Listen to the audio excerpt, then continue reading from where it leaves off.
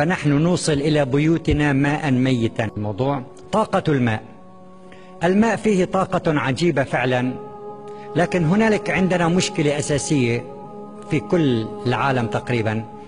ثبت لدينا من بعض التجارب أن الماء إذا ضغط داخل الأنابيب لكي يصل إلى البيوت يفقد كل الطاقة الحيوية التي فيه، فنحن نوصل إلى بيوتنا ماء ميتا. لا نقول أننا يجب أن نحضر الماء إلى بيوتنا عبر السواقي، لابد من مجيئه عبر أنابيب مضغوطة. لكن كيف سنعيد إليه هذه الطاقة؟ نحن نشرب ماء ميتا، وأكثر من 70% من جسم الإنسان هو ماء، فكيف سنعيد هذه الطاقة؟ أجرينا التجارب فعلا ويعني موثقة تماما. أقرب مادة للإنسان في الطبيعة هي الفخار.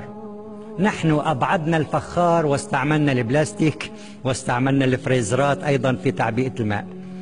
أقرب مادة، وضعنا الماء من بعد إنزاله من الصنبور المضغوط في جرة من الفخار، بعد نصف ساعة عادت إليها كل الطاقة الحيوية. فلماذا لا نضع في بيوتنا شيئا من الفخار ونضع فيه الماء للشرب أقل شيء، أو للطبخ إن لم يكن إلى النظافة أقل شيء؟ وهذه نصيحة، أن نعيد الحيوية أو الطاقة إلى الماء عن طريق الفخار الذي هو أقرب ما يمكن إلى الإنسان.